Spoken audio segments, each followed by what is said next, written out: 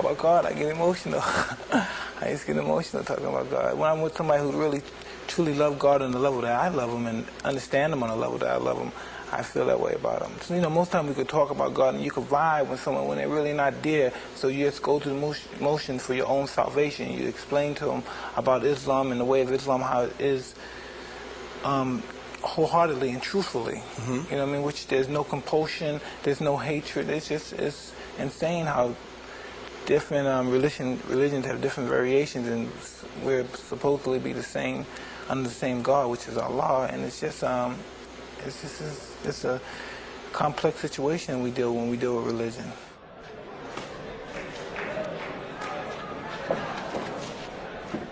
His salvation, His understanding, He's enlightened me. You know what I mean?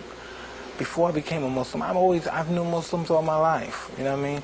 But I never had any inclination of becoming a Muslim because I didn't think their conduct was, I thought it was all hypocritical. But then when you run into people, individuality allows people to act certain ways, and certain people conduct themselves in other ways, and certain people conduct themselves in ways that are different from that. And I was just saying, a Muslim is just your conduct. And when you conduct yourself Islamically, and only God can judge you, basically. You know what I mean? Men judges men's action, God judges your heart.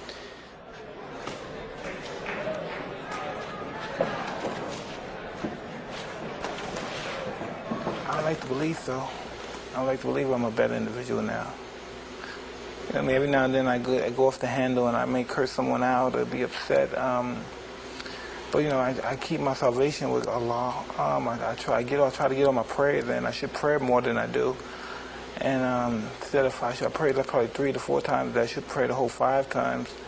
And I just try. You know what I mean? See, you know, it's interesting, Mike. You've become conservative over the years. I heard you talking about welfare is a bad thing. Private schools may be a good thing. You know, you're concerned about the welfare of your kids. You're concerned about violence. Not that that's a conservative posture, but you've become, in your older age, 31, soon to be, you've become a guy who's become a fairly suspicious and suspect person about the world around you.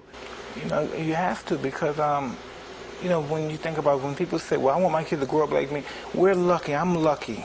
My son may not be lucky to survive what I survived. My daughter may not be lucky to survive. I don't want them to be some radical nuts. You know, I don't want them to say, well, we're going to fight for this cause. I want them to say yes, sir, no, sir, and just go to school. And I know people say, you weren't like that, but... You weren't like that. I know, but they may not be lucky and be out there in the streets hustling. You know, I'm just so happy that they're in a situation financially, and they got a good, listen, they got a father that cares about them, and they got a mother who's bright and intelligent and knows all the proper way of taking care of children. And what did I have? I had a mother who was alcoholic, and I had the father who was a pimp, a hustler in the streets. You know what I mean? I don't know if that's going to make them a better person than I am, but hopefully from their situation they get a better life than I had. You used to tell me your dream was to be the champ and to be the greatest champ. Well, I'm talking about big dreams, like after fighting's over, the hell with the world. You have to live your life, raise your kids. But I don't got no big dreams like I'm going to do this and I'm going to do this and I'm going to be somebody important and outraged. Nah, man. Me being champ or me being a fighter is just being one of the guys. You know, that's not nothing serious. People take it more serious than it really is. Life is taken too serious. Life is sometimes, over-exaggerated, I think, sometimes. You told USA Today last week that the biggest mistake you've made in your life was to get involved in boxing in the first place. That's hard for me to believe. All the great things that have happened for you, I mean, there's been a lot of bad things. More bad than good. But not because of the sport of boxing, not because of what you did in the ring. No, listen, boxing exposed me. The people in boxing exposed me. The only reason that other people took pot shots at me because people in boxing did it.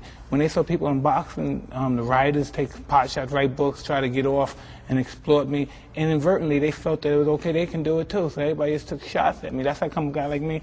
What chance do I have? I have no chance in this country. I can never have started a good life, a healthy life in this country. Because it's widespread that I'm just a bad apple. Do you have more regrets than you have dreams? Yes. I mean, I'm just happy one fight at a time. You know what I mean? I'm not racing to grab no title. It's one fight at a time and establish my livelihood. more so than just anything else. You know, I'm a human being. I've never been perceived as a human being. Never. And I've always been perceived as a freak, an animal, some young kid that's the strongest guy in the world, or something like that. I've never been really perceived as an animal because I never broke down or cried or showed much emotion about anything that I endeavored. And so I never really been perceived as like a human. Because when people speak of me, they don't speak of me as somebody with feelings or emotions, anything. You got 4 kids? 5? 4. 4 kids. 4 kids, including a brand new baby. Yeah. 4 kids, brand new baby. What should they think of their daddy? That's important, what they think of. No one else. It's not important what anyone, it's important what your kids think, what your wife think. What should they think of you? I don't know, they should, they all have different, me and my wife is 2 different, I really don't know my wife that well, understand her. And I'm sure she doesn't understand me because I'm so wishy-washy sometimes. But and some people, that's their main objective, to sit down, to study their mate, and to know their every move for they can. I don't really care. Either you're with me or you're not. What do your kids talk to you about? What do you think? It's love. It's all about love. It's all about kisses, loves, taking them to Jeepers and taking them to little restaurants, feeding them, helping them with homework. You're just the daddy today. Yeah, it's real simple. You would hope that they would someday get all the information and still admire you as their father.